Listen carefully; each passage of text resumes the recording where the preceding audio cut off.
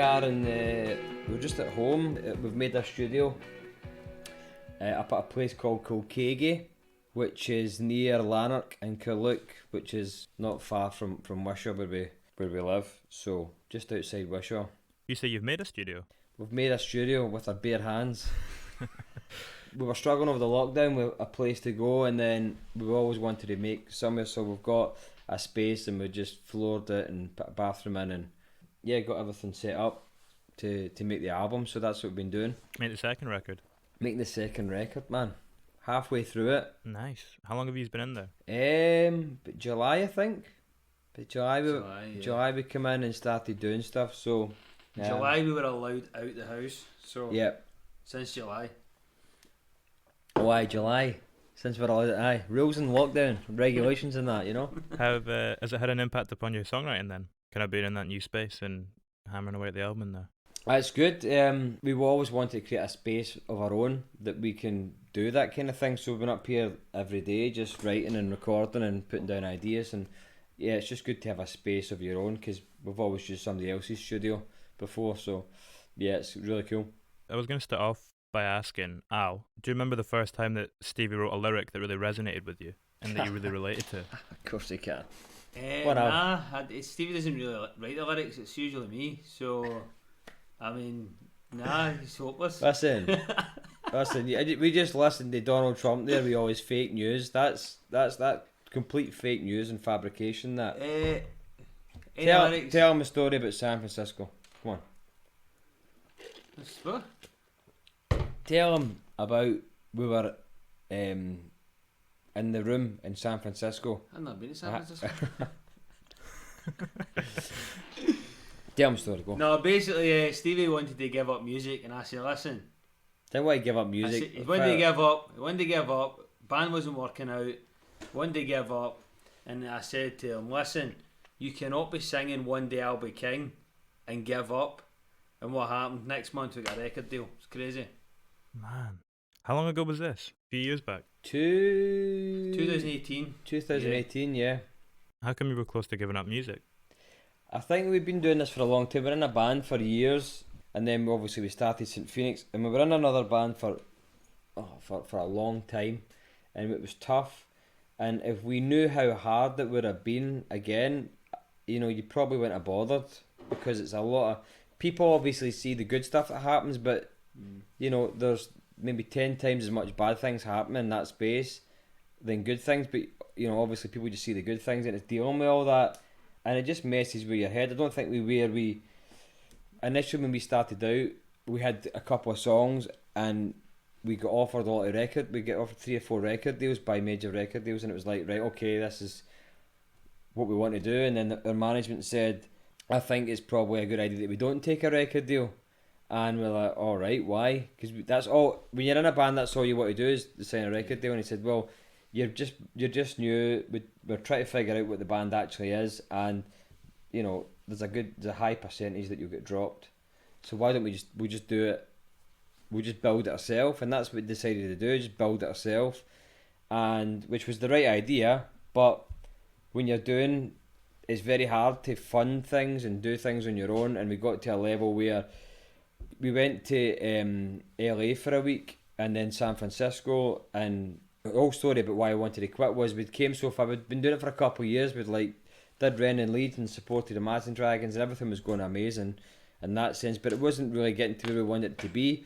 So we had a week out in LA and we played this big industry night called School Night.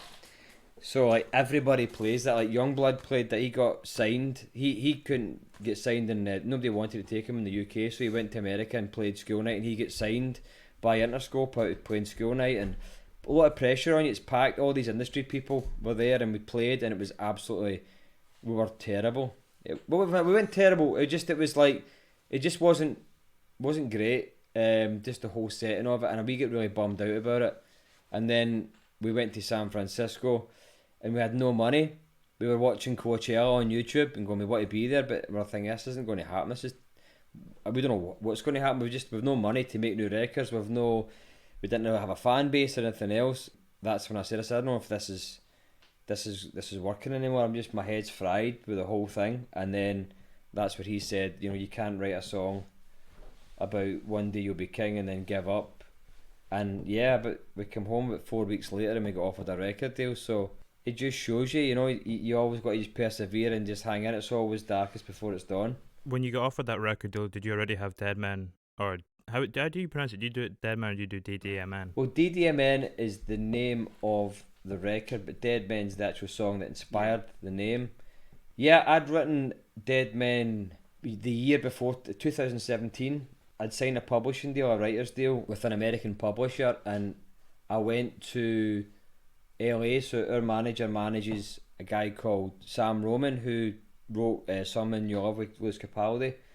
So it was the first time I'd ever been to America, and been to LA and did writing, and it was amazing. And we were staying in this big house, and we were waiting on basically when you go, you just, every day you just go on a session with someone and write a song, someone you've never met before.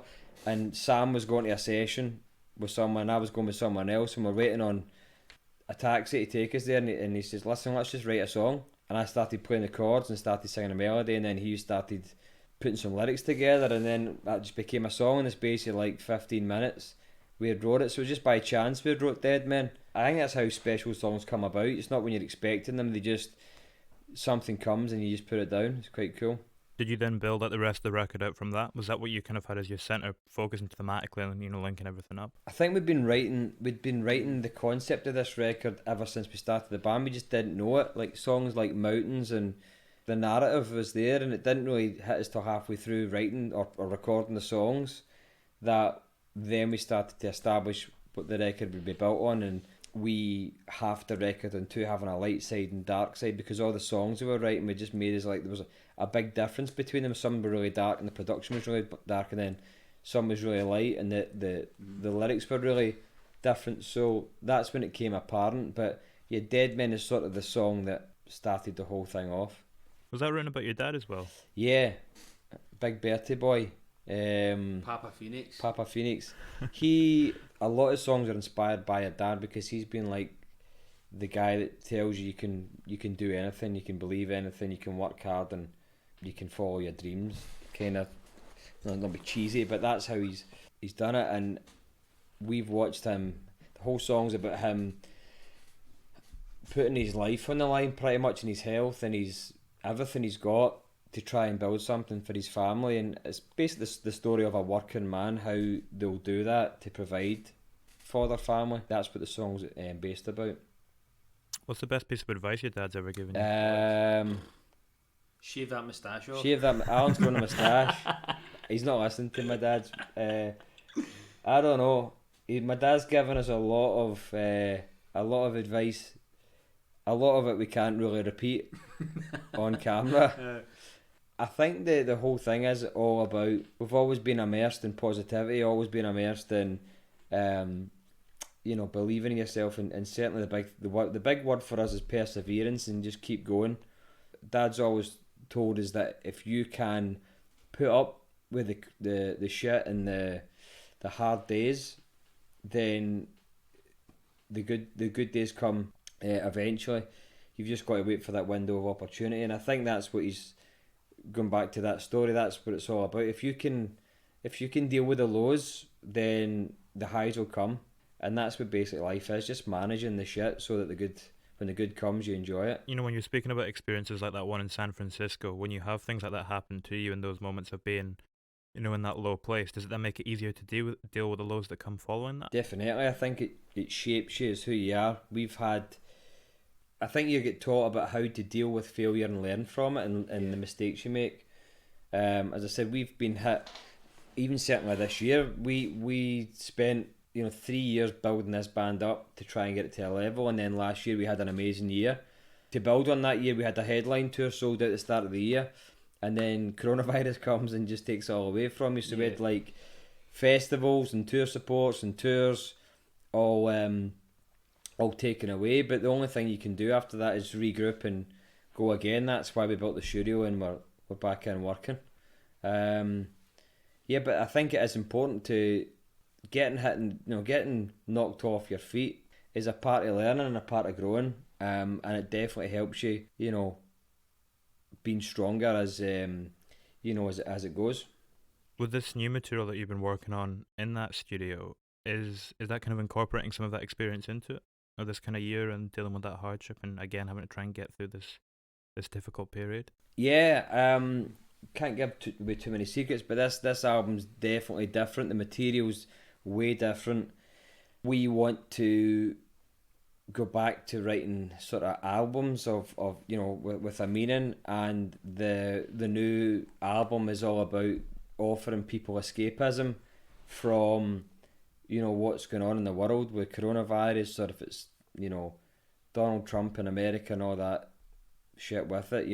We want to try and create a world for people just to get immersed in, and and just use their imagination and just enjoy themselves rather than deal with other factors that's going on in real life. I mean, that's something you've kind of done before as well. Like, if you look at the videos that you put out for that first record and the kind of through-line narrative of that and that world building that you did there. For Dead Men? Yeah, for the first record with the 4 videos, I'm trying to think, is it Nunchuck?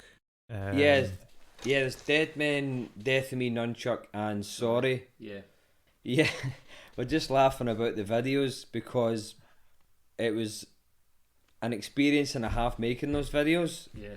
It was a funny thing that happened because everything that went wrong, and we still managed to pull it off. Yeah. But I guess that was the whole thing. It was, as you said, it was creating something different, a world. I think that's what we've learned, especially going into a Youngblood, is people attach themselves to that, and they want that. They want to know everything that's in your brain, and the more that you can create for them, the bigger it goes.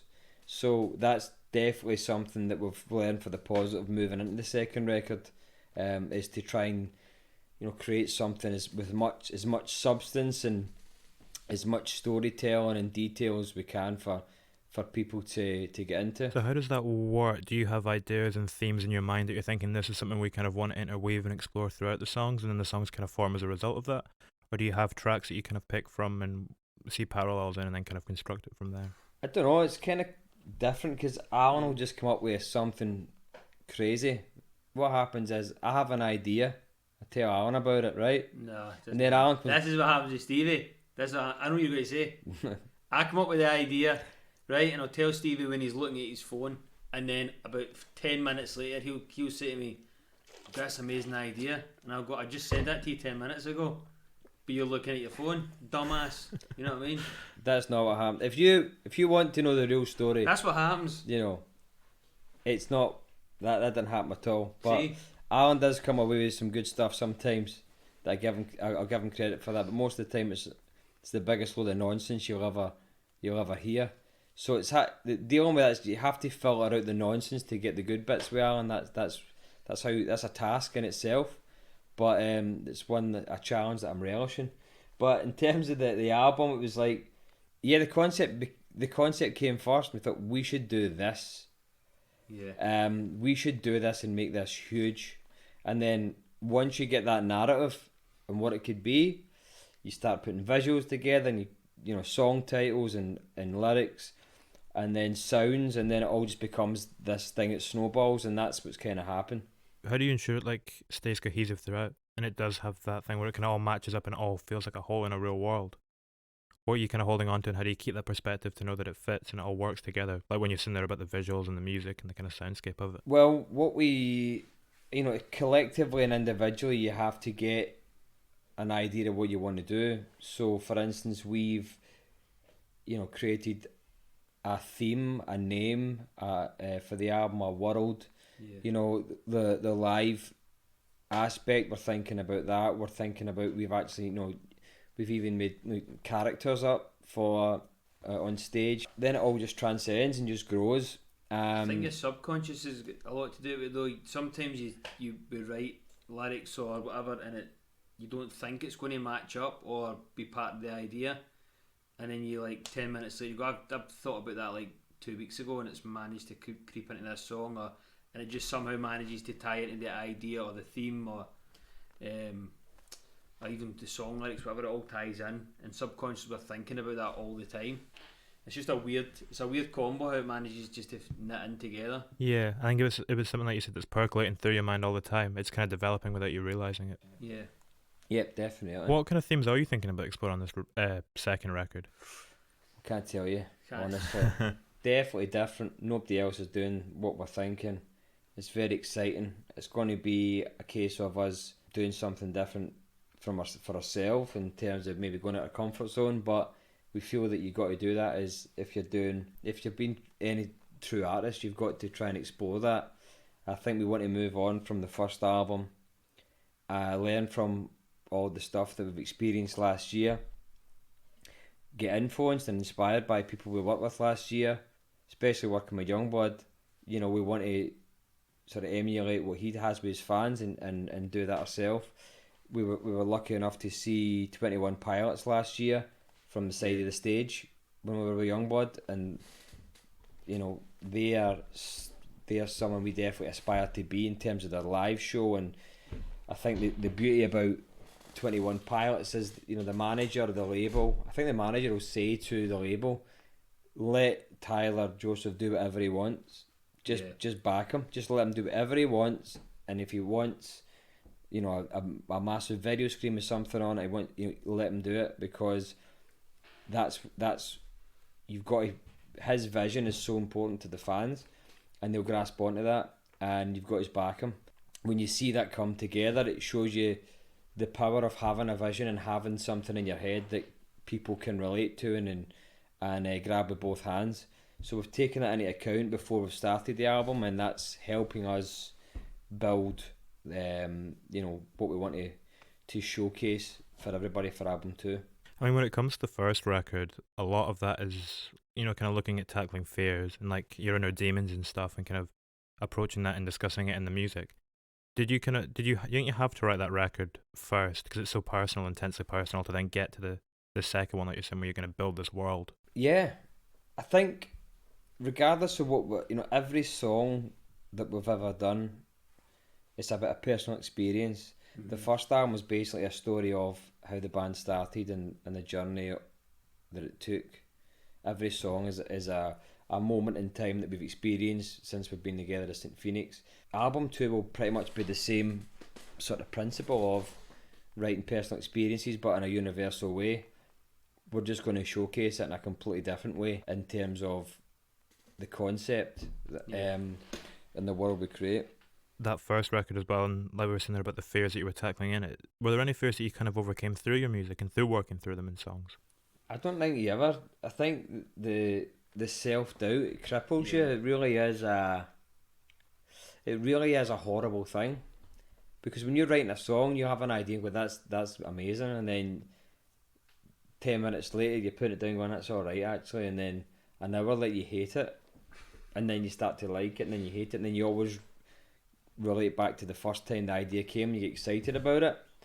But it's trying to deal with that, to write songs and stay in love with them through the whole process, because you have to write them, then you record them, then you produce them, then you mix them, you master them, then you play them live, and to stay in love with those songs is hard. Sometimes you need to take a break and then you go back and you appreciate it. I guess the fear of no one liking it is a big fear. You just hope that people get on board with you and what you're trying to do. People want to get number one records and do this and do that. We just want to do this. We just want to do this for a living. Thank God that we've done that and we're managing to do that. We just want to make music and to pay the bills and take it as far as it goes. So I think the fear of certainly with uncertainty with the music industry, the fear of maybe not being able to do that is something that keeps driving you forward to make sure it's getting the best out of you. I mean, I think it creates a vulnerability though that people can kind of resonate with in the music. Like if you look at something like Death of Me, you've got all this kind of massive production and this kind of stadium ready soundscape, but at the heart of it is your vocal performance, which is kind of really impressive in its kind of range of it. And like I say, the vulnerability of it, you can really hear that shining through, and part of that could be because that fear kind of bleeds into it. No, that's a good point, and I appreciate the comments in that. And I think that anytime we sing something, it's done with, or I sing something, it's done with honesty, and it's a real experience. Death of Me was about that fear. It was about that. That was literally the full process there, because we hated it. Yeah, we loved it, then we hated it. Yeah, then we absolutely hated it, and then Stevie ended up in hospital. Yeah, recording it. I ended up making myself sick and ended up in hospital because, you know, music is all about your mentality, because it messes with your brain, man. It pulls you up and down, squeezes you, and, you know, does a suplex through a table, and then all that kind of thing. The emotions are crazy, and you know, it makes you not sleep at night, and it makes you paranoid and anxious. It makes you fall in love, and makes you it uplifts you, it invigorates you and emotes you. That, you know, it gives this whole thing. That song was definitely a song that was everything you described there about the emotion of it was in the vocal, because it was a process making that song, put it that way. At what point was that vocal recorded then? Had you kind of gone through that process of making yourself sick from recording it? When was the vocal done after that? Or The vocal was done after, because we were doing guide vocals and doing other bits and bobs to try and make it happen, and we actually went to Chicago to do a TV stadium performance thing, and I remember on the trip I wasn't well. We're having a great time, but I wasn't well on the trip. And then I come back, and then that's when we did the finishing touches to it. That track is all about making music, because it will be the death of you. You do it to, you know. That's what Bukowski says. You know, find something you love and make it kill you, and let it kill you, and that's what that is. It's funny you mention him. I just read one of his books, or finished one of his books last night. Yeah, that's basically that's what that song is based. It's on that quote. Are you into quite a lot of his stuff? Do you look at kind of literature and stuff? No. Not really. I just dabble in it, but that was something that I saw, and I read up on his life and what it was all about, and I think that it just resonated with me, and I was like, especially if you're an artist or a creative, you're basically you are letting people, you're dealing with emotion, and you're letting people buy into your emotion, and that's a really personal and hard thing to do, and I think that's the only reason how other human beings relate to that or resonate with that is because it's real, and it is because it's all that universal feeling that we've got. And I saw that quote and I thought, man, that's what music is. It literally erodes your soul. It provides so much, and it's an amazing thing. It's like we couldn't do anything else. I couldn't figure out anything else I'd want to do in life. But it's not good for you at the same time. It isn't good for you because I mean, obviously there's major pay-ups for it, but when you're certainly writing music and recording music, yeah, it can be a dark and lonely place. How does your mental state then compare, you know, at the start of working on that record to the end? Well, the good thing is, I think going back to what you were saying about my dad, about being positive and having that frame of mind, we've been dealt with a lot of ups and downs, and that helps you, you know, navigate the stormy seas that you go through. But being brothers, humour is a massive part of our background and our makeup, and that's how we deal with it, just humour. Brutal, honest humour. I feel like that's quite a Scottish trait as well. Scottish trait, as you can see. I mean, we're all about humour. That's why Alan's sporting this moustache. You know, it's all about the laughs. You know, we can talk about the deep lows of music, but then Alan can smell with that moustache, and we're right back to the start. We're all good.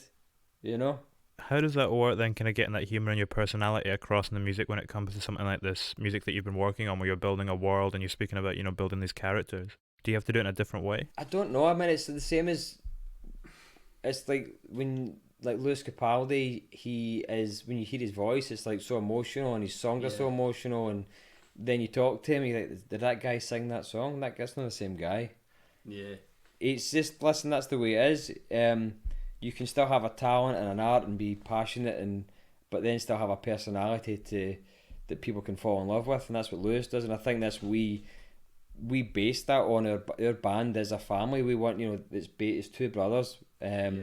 We want that to, you know, to show in terms of our fan base. You know, it's all about family. We want to create a family. We want to create a safe space for everybody, and humour is a big part of family life, and that's why we get on with our day-to-day life and keep each other smiling, is just by having a laugh. Yeah. I mean, it's kind of, if you look again, if we come back to the videos, you have those serious videos with the kind of cinematic quality to them, but you also have, what's the one where you're cutting, is it Shake, you know, where you're cutting about in LA? Yeah. And it kind of just it shows the two different sides to the band quite well. We just ran out of money. That was You the ran out of reason. money, yeah. That was the reason. You know, you blow all your budget going to Iceland, creating spaceships, and then you need to make a video and go, right, we've no money. We'll just we'll just walk down to LA, Hollywood with a camera and just jump about in scooters for $5. So that was the only reason for that. You know what I mean? Nothing else.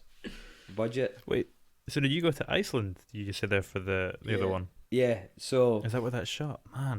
man, you could Crazy. do a podcast in the first video, another Yeah, man. podcast. My God. You could. So basically, what happened was, to cut a long story short, we had planned this, got to the airport, and the director said, "I'm not going." I'm like, "What do you mean you're not going?" Now I've got two actors there who I've never met. I've got assistant director who I've never met. I've got a special effects guy I've never met. And I'm going, "What do you mean you're not going?" And he was ill. He was ill, Yeah. and he'd been to the doctors. I can't go anywhere. I'm so sorry. So I was like, "What do you want me to do? I've got all this. We've got the budget. We've got everything together, and now you're saying you can't go." No, by the way, nobody knows this story. I'm just telling you. This is an exclusive. Yeah.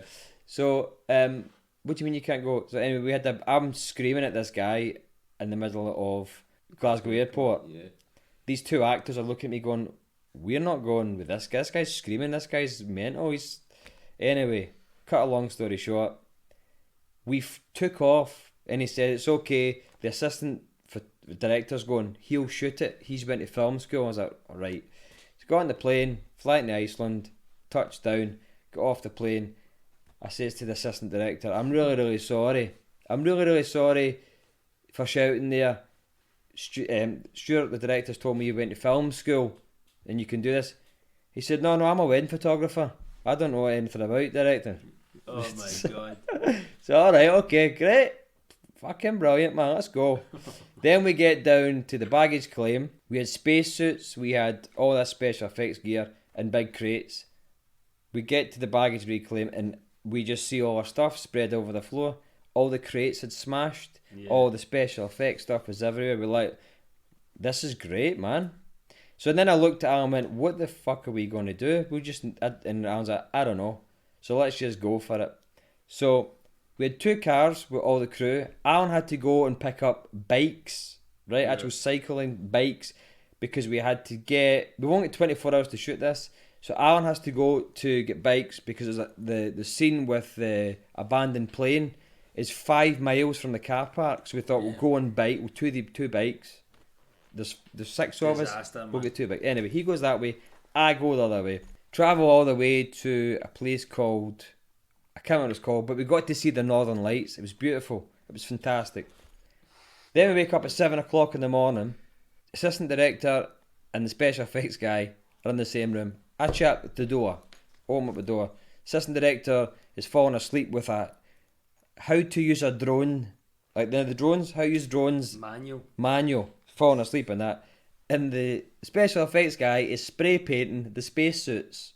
So we've realised now that he's been up all night spray painting these suits. Oh my God. Oh, it was mental. Anyway, I've got leather trousers on. Then we wake up, we travel another 2 hours to this glacier. I get up there, we drive up to this glacier. I've got leather trousers on, a leather jacket, it's freezing. Drum kit. We've got a drum kit. Next minute, this bus pulls up, and these guys got off with North Face jackets, goggles, ice axes, spikes in their shoe. This guy's looking at me going, "Hey man, where you going?" I said, "I'm going up the glacier." He's like, "You're not going dressed like that, man." I said, "I am." So we start walking up this glacier. I've got 2-inch, 3-inch thick shoes on with leather trousers and chains. He's carrying the drum kit and we're singing and I'm going, this is fucking mental. Anyway, as we're doing it, we're getting to see what's happening, what Alex, the camera, the assistant photographer's, assistant director's getting, and it's actually looking good. Yeah. Although he crashed the drone. But then, so the actress Stephanie, she was unbelievable. But she's professional. She's like being on massive video shoots with producers, assistant producers, runners, and all the rest of it. She's like, what the fuck is going on? This is just mental. Anyway, we managed to direct it ourselves. All the stuff with Stephanie through the glacier and everything else, we managed to see what was going on, directed it all, got it all sorted.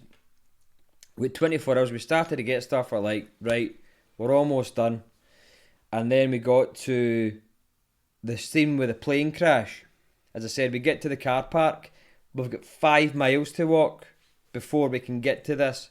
So he gets the bikes. So we thought we'll get the assistant director and the actress on the bikes. They can just go because it's going to get dark. Once it's dark, we can't shoot. So Alex gets on this bike, puts on this backpack with a camera on it, starts to cycle, doesn't realise it's volcanic ash. The bike, the front wheel sinks, and Alex goes over the handlebars, hits his head off a rock everywhere, and Alex is going, fucking hell, what's going on here? This is a disaster. I'm running after them. He gets back on the bike. He's running. I run 4 miles with a tripod, special effects stuff, water. I'm running fast as I can for 4 miles. We get there, and there's tourists everywhere. Yeah. There's tourists all over this plane wreck, right? Everywhere. And it's getting dark. So I just jump on and go, listen, guys, we're shooting a Maroon 5 video. Everybody off this, and everybody just gets off, just moves, and we just get the scenes that we need perfectly. And then we managed to get it. And then as soon as we put off the camera, we need to walk 5 miles back to the car. Just the rain, snow just starts to hit us. As if someone hit a light switch and all the lights went off, and there was just this kind of little star that was the car park light. That was it for 5 miles, man. So then we get back to the car. He has to take his bikes back. He shoots off. 3-hour drive. 3-hour drive. He shoots off. He's away. I'm getting all the actors. Right, guys, we all done. Driving back. Next minute, I'm driving. Half an hour down the road. I can see this police lights in this wee dark country. I was like, what's going on here? Driving up. As soon as I get up, who is it? He's pulled him over for speeding. Yeah. 600 quid fine. Right? I'm like, unbelievable. After that, we managed to get back, get everybody in, all sorted, back home. Luckily enough, we shot the live scene with me and Alan. We went to Glencoe to get the last couple of bits for that, and we got some added bits for the story. But that is an uncut, live, truthful story of we never told them that because Stuart, the director, who to be fair, he edited it and did a lot of filming. He did all the Death of Me stuff and all the other stuff. He was amazing. We kept that quiet, but you know, time's passed and it's too funny not to tell. And I think, but going back, it made us proud that, you know, we can do that. We can, you know, what we can accomplish. It was pretty amazing how it turned out, and that's another reason to think that after a video, we thought we can do anything. You know, you bring it on. If something goes wrong, we can do it. It gives you confidence, you know, moving on. Anyway, that was a big story. That's it. That. Does that encourage you to take more risks as well then? Like if you've kind of got that confidence, then you know that you can kind of get through anything. Definitely. Yeah. Well, that's 100% because in the next video, Alan wore a thong. So he decided to go crazy and take the risk. It makes this. Some people's like big, like, oh, this is a big thing, shit things happen. It makes those kind of big things to other people. It's a big thing that's a shit thing that happens to them. It makes it seem very, very small. Yeah, it's minuscule. So it's like, it's fine, man, just got on it, it'll all work out, it's fine. We don't get phased about anything really or hung up about anything. It's just like, you know, just get it done. Do you get used to that as well with having been in a band before? Like when you've kind of gone through a lot of that. I mean, the music industry and going to gigs and stuff, it's always just a bit of a all over the place, isn't it? There's always something goes wrong. Oh well, we were on tour with Youngblood. He was playing a festival in Kentucky, Louisville, Kentucky, and we were driving a tour bus. And then at 7 a.m, the tour bus just blew up. The transmission just blew up, and it was like he wasn't going to get there. They were all scrambling, and they couldn't get there, and they didn't have any drivers. And me and I were like, we'll drive. It's fine. And the two men said, you guys can't drive. It's like, well, we'll do it. It's no bother. It doesn't bother. You know, we're not doing anything. We're happy to help. You guys need to be there, and it's just driving. And I think that's the whole thing. It's like, whatever happens, man, just try and make it work. Just try and, help and be positive and try and get, it's not over till it's over kind of thing. That's the kind of mentality try to keep. What was the biggest challenge you came up against when it came to like the songwriting and the production of the record? Like when you were in the studio kind of working on it? I don't know, it's kind of hard. I think dealing with other opinions is probably the toughest thing, because you've got a vision in your head. I might think something different from Alan, I might think something different from the producer, he might think something different for us. So, and then obviously you show to management and you're showing to other people and you get their critique. So that's challenging in itself. Also trying to satisfy yourself and trying to get a buzz out of what you're creating at the end goal. Yeah. That's the most important thing. That's the hardest thing, and as the goal is right, you want people to like it. You want potential labels or management. You want all those people to like it. But at the end of the day, you've got to love it, and if you don't love it, there's no point in doing it. Yeah, for sure. I wanted to just come back to the video once more. I know that one is. When was that one shot out of the 4? The first one was shot in November 2018.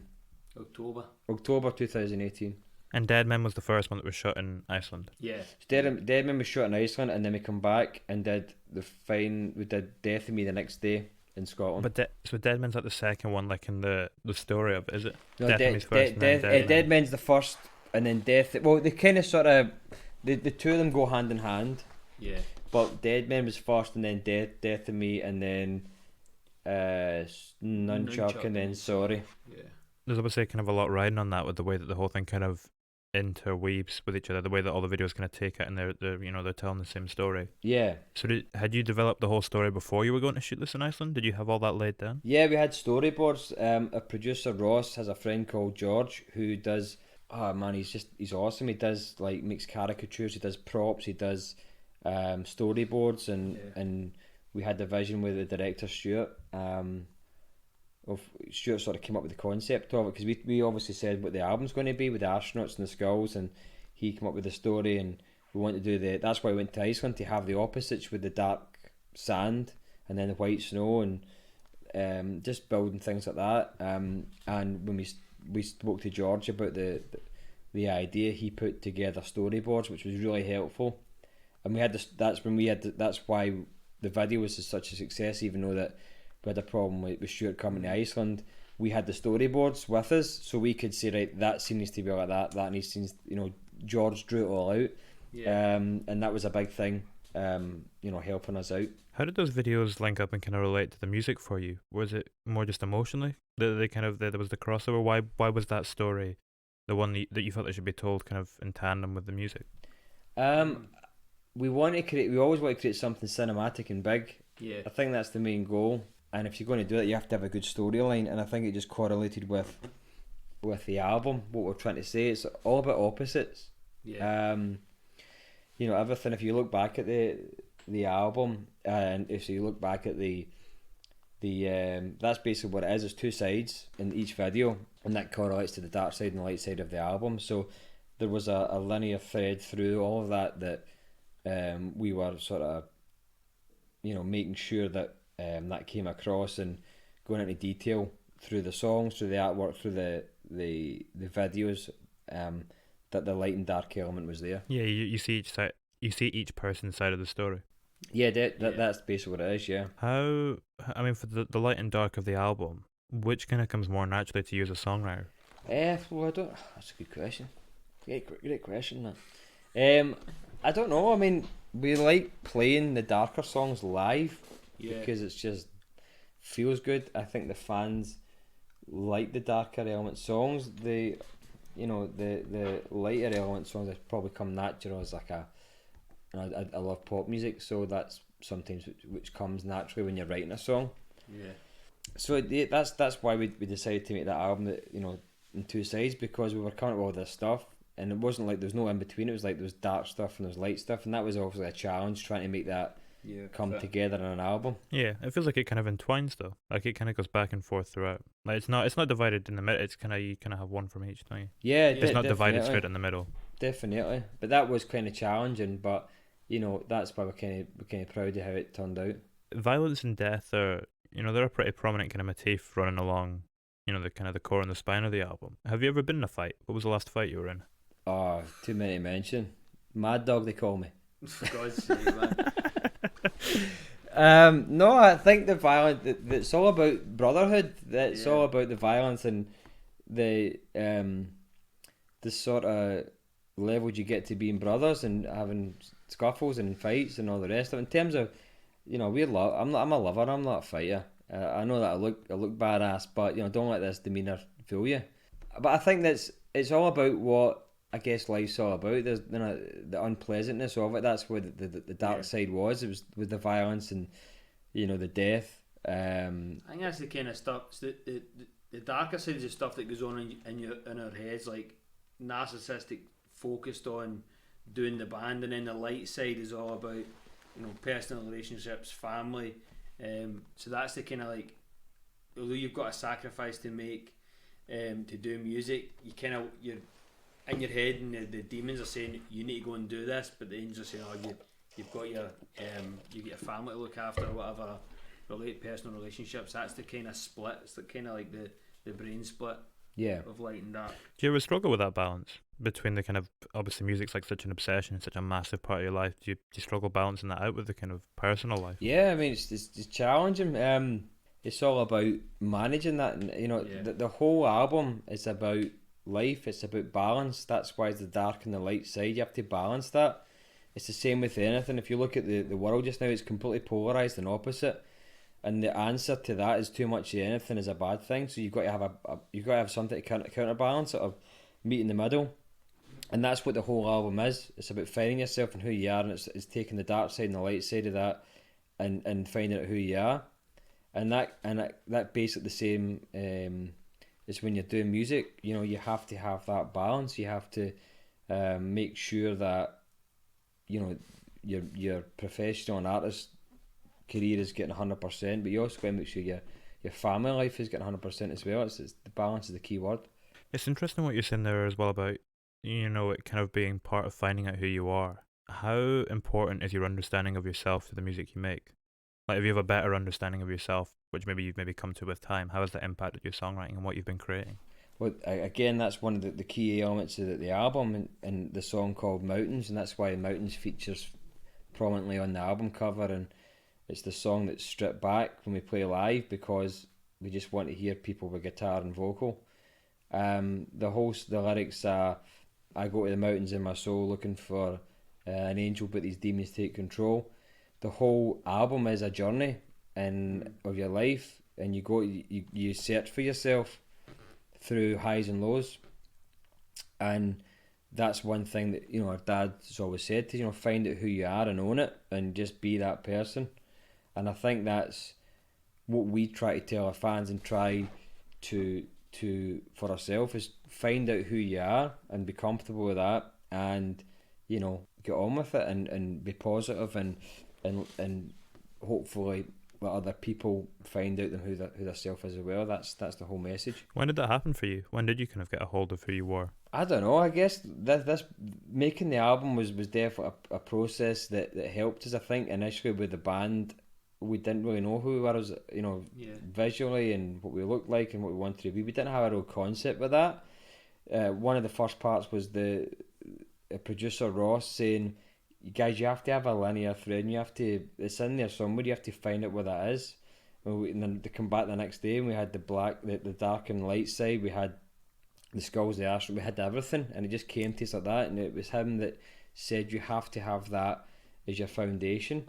Mm-hmm. And then I think playing live, the first show we played with Youngblood, we thought we did well, and then he played after us. Oh fuck, man, we got miles to go. He's just awesome. So we need to get our finger at our ass. And through that, we started to build, getting the kit wrapped, getting the guitars black and white, getting the jackets with the writing on them, getting and then it created something, and then we thought, okay, this is what St. Phnx is.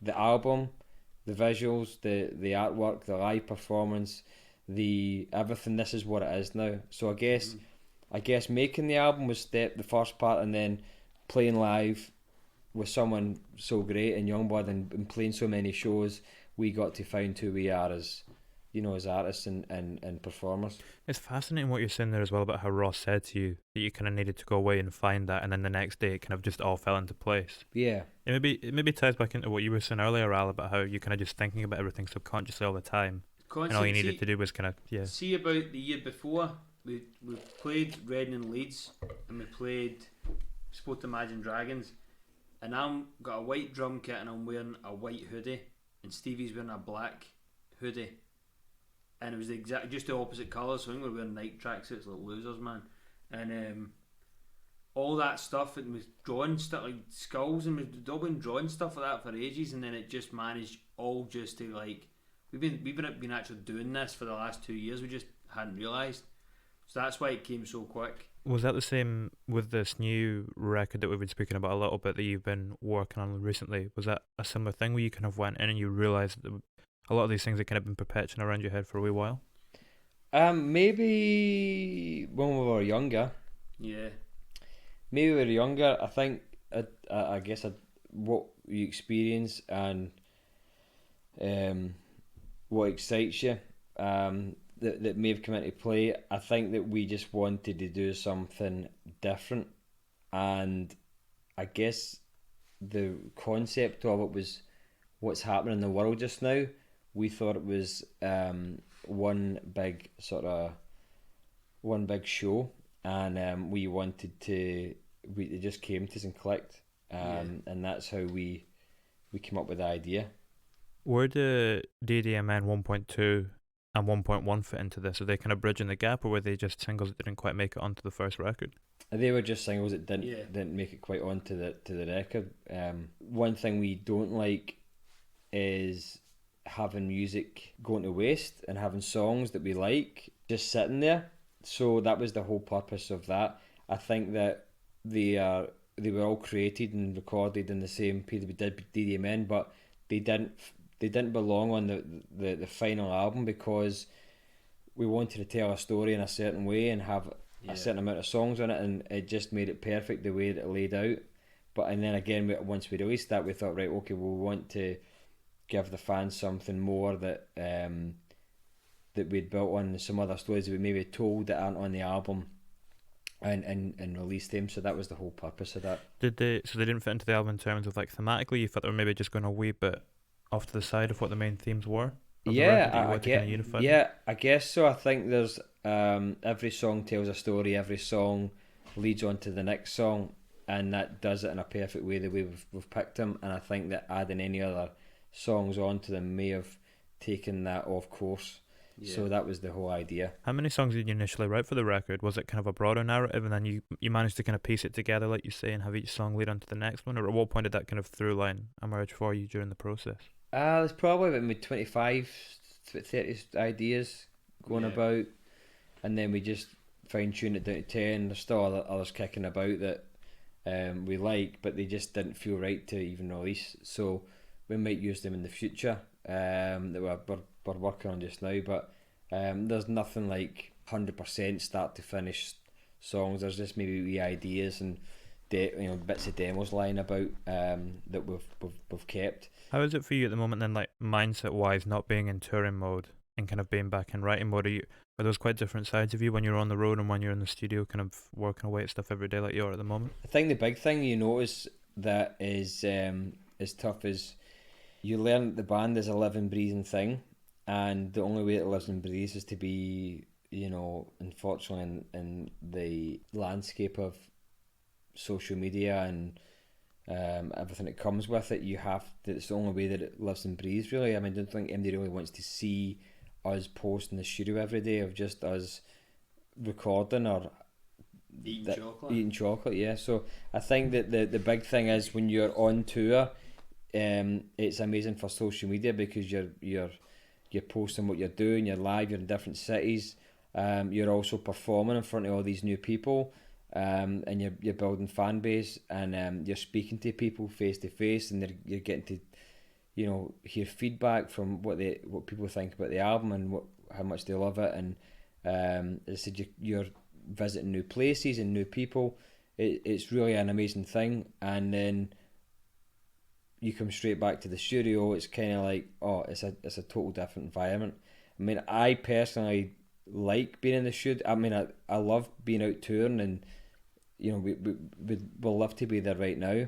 I think that the things you definitely miss from that, the things I don't miss from being in the studio is the social media side of it. I really don't like it. I don't like all the posting here, there, and everywhere. I understand it's part of the job, but I just think it's not what it's all about. I think I read or heard an interview with John Bellion, and he said there's artists and there's entertainers, and I think you need to realise what you are. And like, he's not, when his album's in cycle, he's on social media and doing his thing, but when it's not, he's off it. And it's like, I don't want to be known as an entertainer, I want to be known as an artist, and music's the fundamental thing. And I kind of feel the same way about that. I mean, my manager will hate me saying that, because he's going, you need to be funny and have laughs and be on social media and doing all that stuff. And that's fine, we like doing that, but only when the time's right. Don't want to be forcing it every 2 minutes and become, you know, a performer. We're here to make music, and then when the time's right, you know, we meet people and we can do stuff that make people laugh and feel good. But you know, not all the time. I don't want to force it. I think it's different for a band like yourselves, though, who are kind of on this upward trajectory at the minute. And that if you look, like we were speaking about last year, the way it's kind of going on in a sense like that, and this year would have been the same.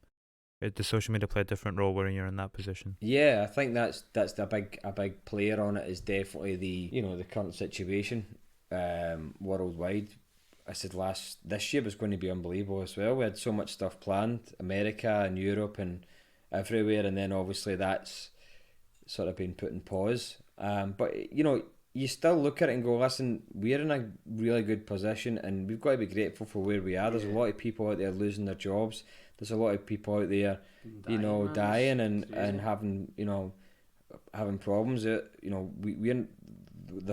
one of the first things we says, that man, we're not complaining about anything. It's just the way it is, and we'll take this time to build, and when hopefully everything's okay, then we've got something there to move on and as I said, create something that gives people escapism, and something that can take their mind off all the bad stuff happening in the world. Does the time kind of give you an opportunity to reflect as well and kind of gain a little bit of clarity? Like, it seems like from what you're saying that you seem to have a very kind of good understanding at the moment of the last kind of few years, and you've kind of been reflecting on it maybe a wee bit, or... Yeah, we had John the guitarist, who our guitarist was out today, and we're just sitting reminiscing for the whole time about last year. And a prime example is when you're in a tour bus, or you're in we had the luxury of doing a full summer tour with Youngblood on his tour bus. Unbelievable.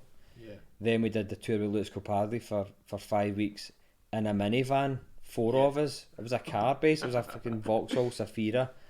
You fall out, you shout with people, you get angry, and your emotions run high. Yeah. Then you make up and you're best mates, and then a year later you talk about it and go, do you know what, man, that was the best time of my life. That was unbelievable. Yeah. And then you self-reflect and realise, man, see, next time I'm not gonna moan that there's no gluten-free beer on the rider because you're crying over spilled milk. I mean, obviously you'd made music for a lot of years together. How is this band kind of accelerating and starting to take off most affected your dynamic as brothers? I mean, it's still the same. I think, nothing really changes. It's like we've always been in each other's lives from being kids. We used to work with my dad. We were doing the same job, play football together. Everything's sort of done. Is that so? That just comes part and parcel. We've just got a good relationship, and that's the foundation of the band. So it's not really changed. I think that's a constant that kind of shines through the music throughout. And if you kind of have that thing at your core, yeah, like what we were saying earlier about kind of staying true to yourself. Don't get me wrong, he's an absolute cock, but it's good. It's against balance. He's there to pick you up. I'm there to pick him up, and he's there to fucking boot you in the balls and say, "Don't do that. You look a fanny." And I'm the same. It's all about keeping people in. Exactly. I said, "Don't do it. Shave it off." He's a nut. Listen, we did an Instagram poll today, and this is winning. The yeses are winning. He looks like El Chapo. He's got a bit of a Raw Barnes vibe going on. Oh, he is a Raw Barnes. Bro, missed that guy, man. Unbelievable. Spicy little taco. Tacos, How have you man. guys been coping without tacos? I don't want to talk about it, man. I actually had tacos last night. I'm not even joking. I made tacos myself. That's probably one of the big. That's all we do. When I said that John was out today, I phoned Rory maybe 2 weeks ago, and that was all we talked about. Food, the amazing food that we've managed to eat in Europe, and America was just unbelievable. The places we went, we could take. As for instance, if you ever go to Kansas City, Missouri, there's a place called Joe's Barbecue. It's actually in a petrol station, right? It is the best food you'll ever taste in your life. I'm not joking. It's the best thing best thing you'll ever taste. It's unbelievable. Is that just like street food? No, it's barbecue. It is barbecue. It's barbecue. So you get ribs, burgers, hot dogs, chicken, macaroni cheese, potato salad. Oh. Next level. Beautiful. Unbelievable. What's your final meal? What do you go for if you're getting sent to the chair? What's your final three Well, if I'm going to the course? chair, I've got celiac disease, so I need to be gluten free. So if I'm going to the chair, you can fuck off with your gluten free stuff, man. I'm going all in. Can you go? You can get anything, Kit. You can get as much as you want. Is that right? Yeah, I think so. Right. Here's what I would get: 2 rolling sausage with black pudding, brown sauce. I'd also have a doner kebab. I would have a paisano pizza. I would have. You need all that. I'd have a bit of everything. We can get one bite each. I'd have a paisano pizza. Terrible choice. I would have surf and turf, lobster and steak, a filet mignon with Terrible lobster and nice chips. I would have Fuzzy's tacos. I would have a Shake Shack. Terrible. And then I would have. Terrible choice. All them are all terrible choices. No, they're not. That's the things I can't. That's the things you can have, and I can't have it. So I don't care about. No, when you're on the chair, you're getting electrocuted. You want to make sure your body's in a What are you going to have? ham sandwich. Do you know what I mean? That's what you're dealing with. Well, we used to say a sausage roll, chips and beans. We actually the old band we were in. Barry the guitarist, one of my best friends, we used to talk about what would you like to eat, man? Anything in the world.